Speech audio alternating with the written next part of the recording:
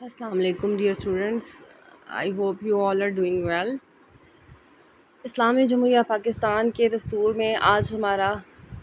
10th topic start हो रहा है, जो कि है जुडिशरी ऑफ पाकिस्तान या पाकिस्तान की अदलिया। हुकूमत के 3 शोबे होते हैं, मुकन्ना, इंतज़ामिया और अदलिया, और तीनों ही अपनी अपनी जगह अहमियत रखते हैं।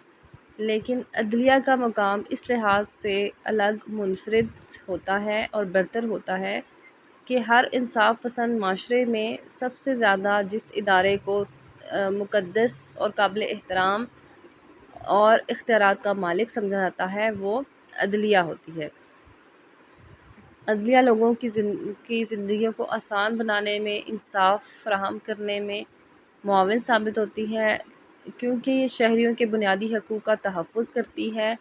और कोई भी शख्स, इदारा या इवन हुकूमत भी किसी शख्स या इदारे के हकूक़ को गस्ब नहीं कर सकती। ऐसी सूरत में वो शख्स अदलिया से रुजू कर सकता है और उसको इंसाफ फराहम किया जाता है।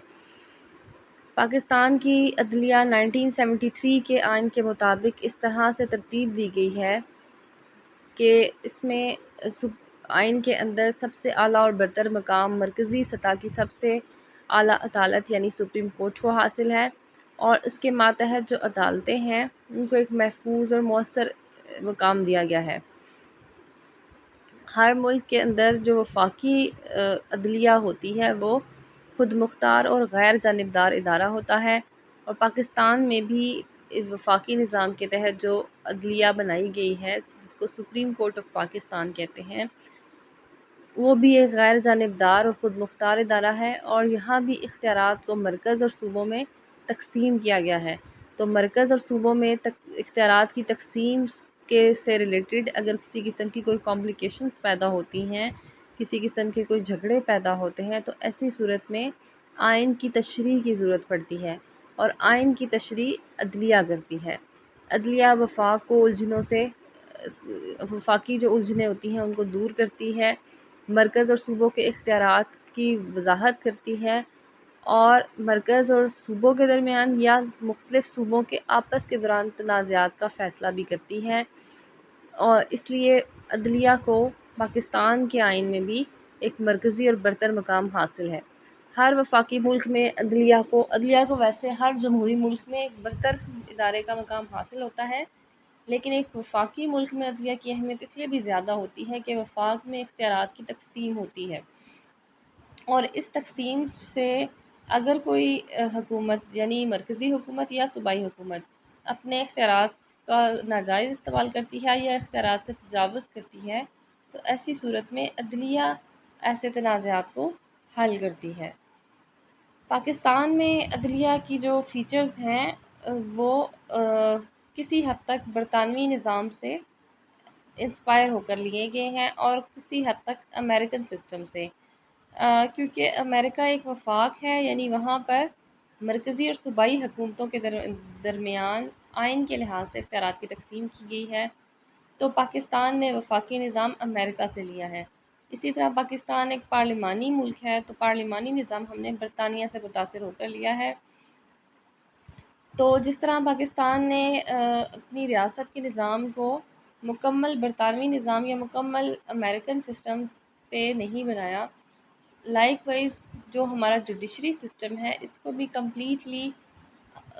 जो अमेरिका या बरतानिया से मुतासिर होकर नहीं बनाया गया, बल्कि पाकिस्तान के अपने हालात के मुताबिक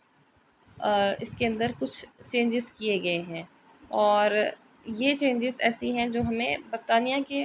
जुडिशरी सिस्टम में या अमेरिकन जुडिशरी सिस्टम में भी नहीं मिलती। पाकिस्तान की जो अदालती निज़ाम है इसकी अहम खुसूसियात हैं जिनको आज हम अपने टॉपिक में कवर करेंगे। फर्स्ट है इसकी मेथड्स ऑफ इलेक्शंस, यानी अदलिया के चुनाव का तरीका। पाकिस्तान में जजों को इंतज़ामिया चुनती है, और अमेरिका, रूस और कई दूसरे ममालिक में अवाम या फिर जो पार्लियामेंट है मुकन्ना है उसके ज़रिए जजेस का इंतखाब किया जाता है, और पाकिस्तान के जजों को सियासत की बुनियाद पर इंतखाब नहीं किया जाता,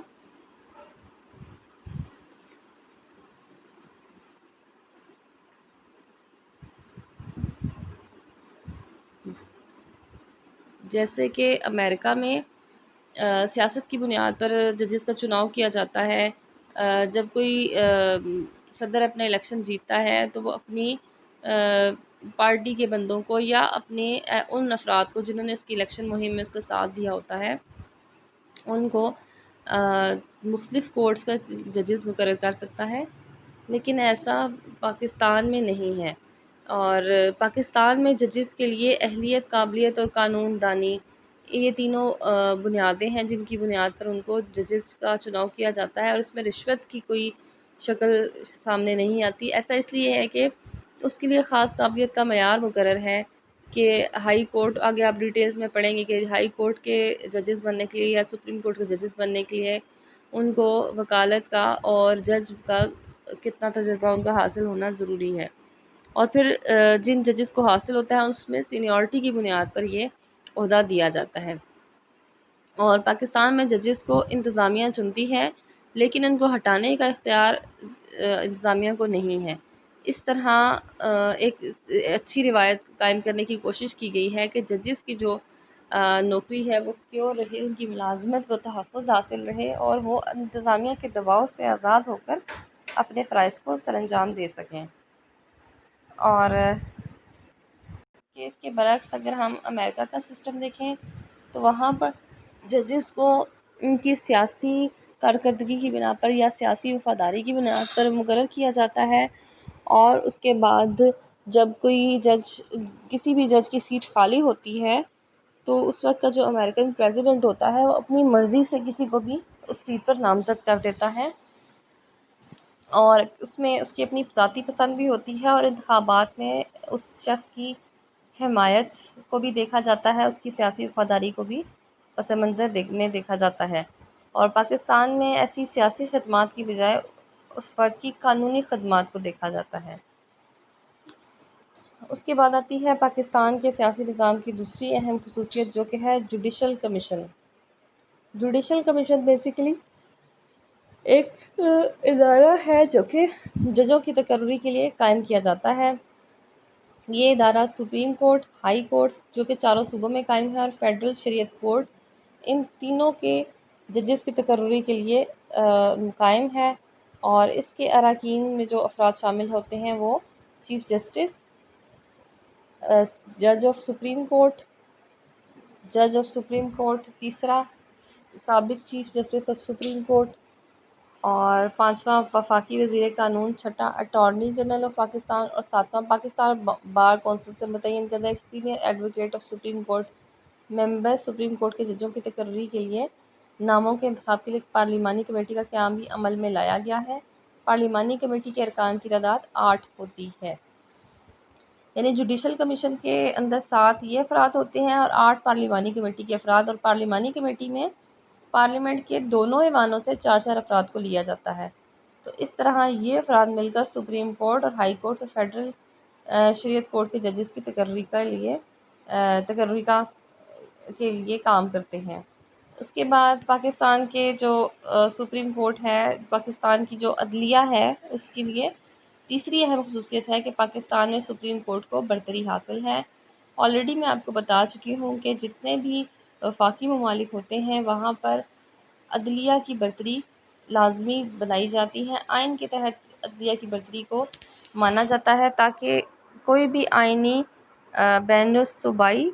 یا بین الحکومتی کسی قسم کے تنازعات پیدا ہوں تو سپریم کورٹ کے فیصلے کو حتمی، مؤثر اور برتر حیثیت حاصل ہو۔ اس کے بعد پاکستان کے جو عدالتی نظام ہے اس میں ایک اور چیز جو اس کی خصوصیت میں شامل ہے وہ ہے عدلیہ کی آزادی۔ پاکستان کے دستور عدلیہ کو غیر جانبدار اور مضبوط مقام دیتا ہے۔ ججوں کو ہر قسم کے دباؤ سے آزاد رکھنے کے لیے ایک اعلیٰ درجہ دیا جاتا ہے۔ ان کی عہدے کی میعاد مقرر ہوتی ہے، اس سے پہلے ان کو ان کے عہدوں سے ہٹانا آسان نہیں ہوتا۔ ان کی شرائط ملازمت طے ہے، اور ان کو اعلیٰ مقام اور کافی مراد دی جاتی ہیں، اور بہتر تنخواہ اور ریٹائرمنٹ کے بعد بھی ان کو مناسب سہولتیں ملتی ہیں۔ یہ سب اس لیے کیا جاتا ہے کہ ججز ہر قسم کے دباؤ سے آزاد ہو کر کام کریں، اور اس کے علاوہ کسی قسم کے لالچ میں آ کر کوئی غلط فیصلہ نہ کریں۔ اس کے علاوہ پاکستان کے جو عدالتی نظام ہے اس کی ایک اور خصوصیت یہ ہے کہ پاکستان کے عدالتی نظام میں ججز کو ہٹانے کا اختیار سپریم جوڈیشل کونسل کو حاصل ہے، جس کو اعلیٰ عدالتی کونسل کہتے ہیں۔ یہ ایک الگ سے ادارہ ہے جو کہ ججز کے لیے مواخذے کی کارروائی کو ترتیب دیتا ہے، اور مواخذہ یا امپیچمنٹ کی کا جو پروسیجر ہے وہ سپریم جوڈیشل کونسل کے تحت عمل میں لایا جاتا ہے، اور اس کے تحت ججز کو ان کے عہدوں سے برطرف کیا جاتا ہے، اور یہ طریقہ پاکستان کے آئین میں درج ہے۔ امریکہ میں ججز کو ان کے عہدوں سے ہٹانے کا اختیار وہاں کی پارلیمنٹ کو حاصل ہے، اور اس سے جو پارلیمنٹ یا حکومت ہے اس کا دباؤ ججز کے اوپر پڑنے کا بہت امکان ہوتا ہے۔ اس لیے پاکستان میں ایسا نہیں کیا گیا۔ اگر کوئی جج کوئی سنگین غلطی کر دیتا ہے یا ایسی غلطی جس کے بعد اس کا جج رہنا نامناسب ہو، تو ایسی صورت میں اعلیٰ عدالتی کونسل یعنی سپریم جوڈیشل کونسل اس کو اس کے عہدے سے برطرف کر سکتی ہے۔ اس کے علاوہ پاکستان میں جو جوڈیشری کا سسٹم ہے وہ بہت کنسولیڈیٹڈ ہے، یعنی مربوط ہے، ایک سے ایک جڑا ہوا ہے۔ ویسے تو جو صوبائی حکومتیں ہیں وہ الگ ہو کر کام کرتی ہیں، پارلیمنٹس ان کی الگ ہو کر کام کرتی ہیں، صوبائی پارلیمنٹس مرکزی پارلیمنٹ کے انڈر نہیں آتی۔ اسی طرح صوبائی انتظامیہ مرکزی انتظامیہ کے انڈر نہیں کام کرتی، بلکہ اپنے اپنے دائرہ کار میں دونوں خود مختار ہو کر کام کرتے ہیں۔ لیکن جو صوبائی عدلیہ ہے چاروں صوبوں کی وہ مرکزی عدلیہ کے انڈر کام کرتی ہے، اس لیے اس کو کنسولیڈیٹڈ اس کو کہا جاتا ہے، سسٹم کہا جاتا ہے کہ یہ مربوط ہے، یعنی جو نچلی عدالتیں ہیں وہ بڑی عدالت سپریم کورٹ کے زیر اثر کام کرتی ہیں، اس کے انڈر کام کرتی ہیں، اور سپریم کورٹ ان کے ماتحت ہوتی ہیں، اور سپریم کورٹ ان کی نگرانی کا کام کرتی ہے، اور وہ ہر صوبے کی ہائی کورٹس کے اوپر ایک چیک رکھتی ہے، ان کی نگرانی کا سلسلہ جاری رکھتی ہے، اور جو صوبے کی ہائی کورٹس ہیں وہ اپنے سے جو نچلی عدالتیں ہیں ضلعی عدالتیں ان کی نگرانی کرتی ہیں، اور ضلعی عدالتیں پھر اس کے بعد سیشن کورٹس وغیرہ کی نگرانی کرتی ہیں۔ تو اس طرح یہ ایک ربط کے ساتھ یہ سسٹم چلتا ہے چھوٹی سے بڑی عدالتوں تک، اور یہ اس مقصد کے لیے ایک ربط کے ساتھ کام کرتے ہیں۔ نیچے سے اوپر تک ایک پورا ایک سسٹم ہے جو کنسولیڈیشن فارم میں چل رہا ہوتا ہے۔ امریکہ میں جیسے سپریم کورٹ ہے وہ صرف وفاقی عدالت ہے، اور وہ کانگریس کے بنائے ہوئے یعنی وہاں کی جو مرکزی پارلیمنٹ ہے اس کے بنائے ہوئے قوانین کو نافذ کرتی ہے، لیکن ہر ریاست کی اپنی قانون ساز اسمبلی ہے جو کہ ریاستی قوانین پر عمل درآمد کراتی ہیں۔ اور امریکہ میں جو سسٹم ہے عدلیہ کا، کیونکہ ہم بار بار یہاں پہ امریکہ کی مثال اس لیے دے رہے ہیں کہ وفاقی نظام ہم نے امریکہ سے لیا ہے، لیکن ہم نے عدالتی نظام امریکہ کا نہیں لیا۔ تو امریکہ کا جو عدالتی نظام ہے اس میں مرکزی پارلیمنٹ مرکزی سپریم کورٹ ایک بہت بااختیار ادارہ ہے، لیکن وہ صرف مرکزی سطح پر کام کرتا ہے۔ ہر وہاں کا جو صوبہ ہے جس کو وہ اپنی زبان میں اسٹیٹ یا ریاست کہتے ہیں، وہ اپنے علاقے کی اپنے علاقے کی ہائی کورٹ کے انڈر کام کرتا ہے، اور وہاں کی جو اس کی 50 اسٹیٹس کی جو ہائی کورٹس ہیں وہ مرکزی جو سپریم کورٹ ہے اس کے ماتحت ہو کر کام نہیں کرتی۔ لیکن پاکستان میں اس کے الٹ ہے، بلکہ پاکستان میں ایک سے ربط میں رہ کر کام کرتی ہیں، اور سپریم کورٹ پورے ملک کی عدالتوں کی نگران سمجھی جاتی ہے۔ اس کے علاوہ پاکستان کے عدالتی نظام میں ایک اور چیز جو ہمیں نظر آتی ہے وہ یہ ہے کہ عدالتی نظام انتظامیہ سے الگ نہیں ہے، کہیں کہیں پر یہ ہمیں منسلک نظر آتا ہے، خاص طور پر نچلے لیول پر ہمیں عدالتی نظام بہت منسلک نظر آتا ہے۔ اور یہ برطانیہ کا جو نظام تھا یہاں پر جب برطانیہ کی حکومت تھی اس وقت سے یہ نظام رائج ہے، اور اس کو بہت کوشش کی گئی کہ اس کو ختم کیا جائے، کنٹرول کیا جائے، لیکن ابھی تک ایسا ممکن نہیں ہو سکا۔ 1973 کے آئین میں بھی اس پالیسی کو تسلیم کیا گیا تھا کہ آئندہ آنے والے 25 سالوں میں اس کو الگ کر دیا جائے گا، پھر اس کے لیے مزید 3 سال کی مدت مقرر کی گئی، اور ابھی تک ایسا نہیں کیا جا سکا۔ اس کی آپ مثال یوں سمجھ سکتے ہیں کہ جو ڈی سیز وغیرہ ہوتے ہیں اور اے سیز ہوتے ہیں علاقے کے، وہ اس علاقے کی جو کورٹس ہوتی ہیں وہاں کے ججز بھی بطور ججز بھی وہاں پہ کام کرتے ہیں۔ تو جو اے سیز ہوتے ہیں اسسٹنٹ کمشنر بیسیکلی وہ انتظامیہ کا سربراہ ہے اور اس اپنے علاقے کا انتظام سنبھالنے کا اس کی ذمہ داری ہوتی ہے، وہ انتظامیہ کا ممبر ہوتا ہے، مستقل انتظامیہ جسے ہم کہتے ہیں۔ تو لیکن ابھی تک جو یہ سسٹم ہے اس کو الگ نہیں کیا جا سکا۔ تو اس طرح پاکستان میں عدلیہ مکمل طور پر انتظامیہ سے نچلے لیول پر الگ نہیں ہے، لیکن اپر لیول پر یہ الگ الگ ہو کر کام کرتی ہیں۔ اس کے بعد آتی ہیں دیوانی اور فوجداری اور مالگزاری عدالتیں۔ دیوانی کو ہم سول کہتے ہیں، فوجداری کو کرمنل کہتے ہیں اور مالگزاری کو ہم ریونیو کورٹس کہتے ہیں۔ یہ برطانوی نوعیت کی عدالتیں تھیں جن کو پاکستان میں بھی اپنایا گیا، اور جو پاکستان میں نچلا لیول ہے وہاں پر دیوانی اور فوجداری عدالتیں الگ الگ ہیں، یعنی سول مقدمات الگ آتے ہیں اور جو فوجداری یا کرمنل کورٹس ہیں وہ الگ سے مقدمات لیتی ہیں، جیسے شادی بیاہ طلاق وراثت وغیرہ کے جو کیسز ہیں وہ دیوانی عدالتوں کے پاس آتے ہیں، اور دیوانی عدالتیں کسی کے حق میں یا کسی کے اگینسٹ فیصلہ دے سکتی ہیں لیکن یہ کسی کو سزا نہیں دے سکتی۔ لیکن جو کرمنل کورٹس ہوتی ہیں وہاں پر چوری ڈاکے اور ڈکیتی قتل وغیرہ کے جو اس طرح کے ہیں ان کے مقدمات آتے ہیں، اور جو یہ عدالتیں ہیں فوجداری یہ سزا بھی دے سکتی ہیں، جرمانہ بھی کر سکتی ہیں۔ اس کے بعد تیسری مالگزاری آتی ہیں جن کا تعلق مالیات سے، معاہدات سے اور فریقین کے معاہدات پیسے اور ان چیزوں سے ہوتا ہے، اور یہ بالکل الگ نوعیت کے مقدمات لیتی ہیں۔ اوورآل اگر ہم جو دیکھیں اس کو، تو نیکسٹ پوائنٹ آتا ہے ہمارے پاس، وہ آتا ہے جوڈیشل ریویو یا عدالتی جائزے کا۔ جو سپریم کورٹ ہے امریکہ کی، اس کے پاس ایک اختیار ہوتا ہے جو آپ امریکن سسٹم میں پڑھیں گے، جس کو عدالتی نظر ثانی یا عدالتی جائزہ کا اختیار کہتے ہیں۔ اس اختیار کی وجہ سے وہاں کا سپریم کورٹ اتنا با اختیار ادارہ بن گیا ہے کہ امریکہ کے ایک جج نے یہ کہا تھا کہ آئین کیا ہے جس کو سپریم کورٹ تسلیم کرے، یعنی آئین کی حیثیت سپریم کورٹ سے بڑھ کر نہیں ہے، آئین بھی وہی ہے جسے سپریم کورٹ تسلیم کرے گا، کیونکہ وہاں کے آئین نے سپریم کورٹ کو یہ اختیار دیا ہے کہ وہ کسی بھی قانون کو رد کر سکتا ہے یہ کہہ کر کہ یہ آئین کے خلاف ہے، اور آئین کی تشریح کا کام وہاں کی سپریم کورٹ کو حاصل ہے۔ اس لحاظ سے وہاں کی سپریم کورٹ نے ایک بہت بڑی ایگزامپلس کی ہسٹری ہے جب انہوں نے انتظامیہ کے کام میں مداخلت کی اور اس کو مختلف اوقات میں مختلف فیصلے کرنے سے روکا، یہ کہتے ہوئے کہ وہ آئین کے منافی ہیں۔ تو اس طرح وہاں کی جو عدلیہ ہے وہ کافی حد تک بہت زیادہ با اختیار ادارہ ہے وہاں کی سپریم کورٹ خاص طور پر، لیکن پاکستان کی سپریم کورٹ کے پاس ایسا اعلیٰ ترین عدالتی اختیار نہیں ہے، لیکن پھر بھی عدلیہ کو اختیار حاصل ہے کہ اگر وہ صدارتی احکامات پر محسوس کرے کوئی نظر ثانی تو وہ کر سکتی ہے اور انہیں ختم کرنے کا فیصلہ صادر کر سکتی ہے،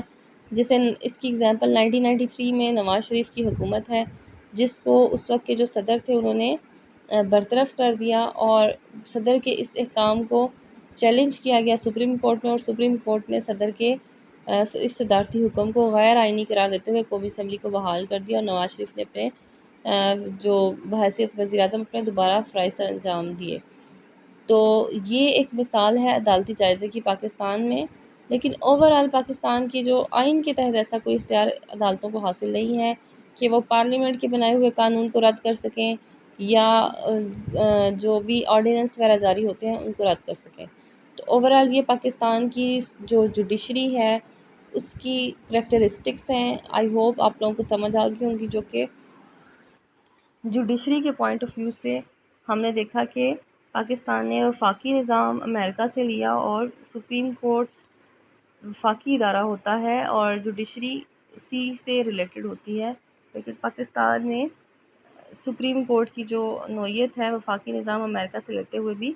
سپریم کورٹ کو اور جو باقی عدالتی نظام ہے اس کو کافی حد تک پاکستان کے حالات کے مطابق مختلف بنایا گیا ہے۔